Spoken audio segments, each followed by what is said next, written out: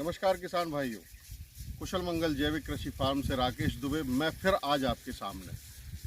आज हम खड़े हुए हैं हमारे खसरा नंबर 23, 31, 32 और 28 में, जो बीरवारी वाला खेत कहलाता है।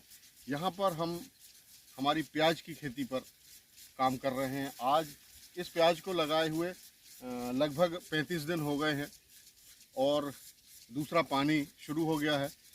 कचरा खरपतवार निकलना शुरू हो गया है, जिसके लिए निंदाई शुरू है। आप वो देख सकते हैं कि वहाँ लोग लगे हुए हैं और पूरी निंदाई हाथ से हो रही है। इसमें सिंचाई नोजल से की जा रही है।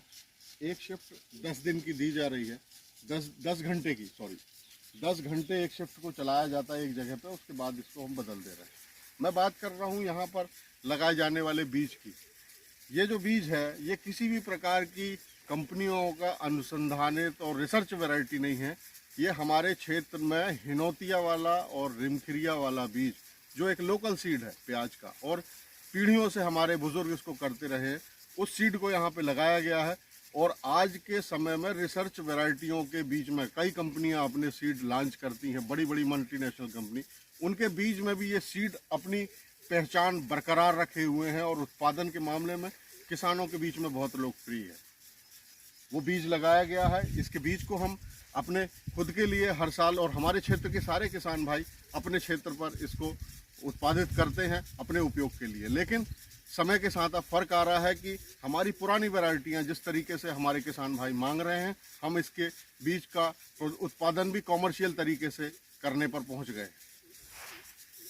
इस खेत में अगर मैं उर्वरकता की बात करूं तो इस खेत पर गन्ना लगा हुआ था। गन्ना काट लेने के बाद इस खेत में जितनी भी पत्तियां थी, गन्ने के अवशेष थे, उनको श्रेडर, मल्चर, इन सब से इसमें मिला दिया गया है।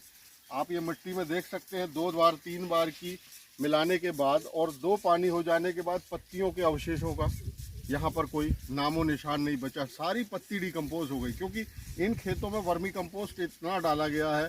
उसके साथ में आए केचुओं के ककूनों ने 2 महीने के अंदर, 1.5 महीने 2 महीने के अंदर इसके अंदर जितना भी फसल अवशेष था, उनका प्रबंधन नेचुरली तरीके से कर दिया। यहाँ पर हमें किसी भी प्रकार के वेस्ट डिकम्पोजर या ऐसी कोई चीज़ों की ज़रूरत नहीं पड़ी और सारी पत्तियाँ ख़त्म हो गई, सारी पत्तियाँ डिकम्पोज हो गई।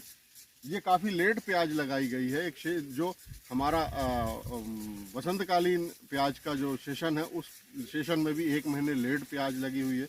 आज मात्र 35 दिन हुए हैं इसको प्लांटिंग किए, उसके बाद भी ग्रोथ और ग्रीनरी जो आ गई है वो आपके सामने है।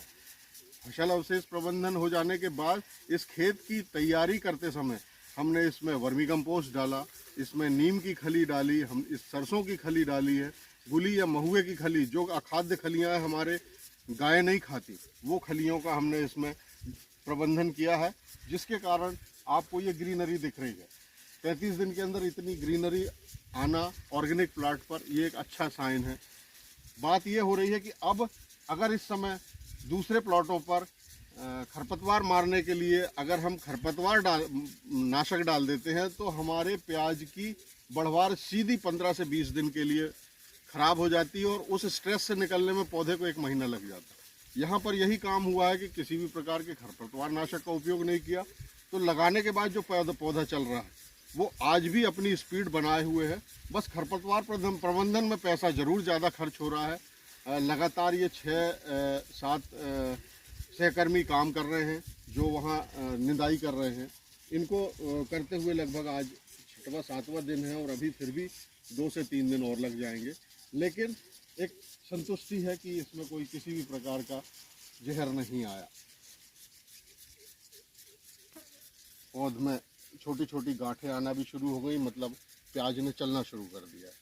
अब इसमें अगले इस पानी हो जाने के बाद सडरस, जो कि हमारा पिछला 8 दिन से शुरू हो रहा है, सडरस बनाने के लिए हमने प्लास्टिक के कंटेनर्स में 5 लीटर मट्ठा, 500 ग्राम आंवला और 1 तांबे का बर्तन डाल रखा है, जिसको 5 दिन धूप में एयर टाइट रखने के बाद अब हम कल उसको खोलेंगे और उसकी छनाई होगा। इसमें सडरस छाछ का स्प्रे होगा। ऐसे हम इसमें 5 स्प्रे करेंगे, जो कि हमारी नाइट्रोजन की उपलब्धता इसके लिए पूरी करेंगे। ऐसे ही वीडियो आपको मिलते रहेंगे। आपने मुझे समय दिया, इसके लिए बहुत बहुत धन्यवाद।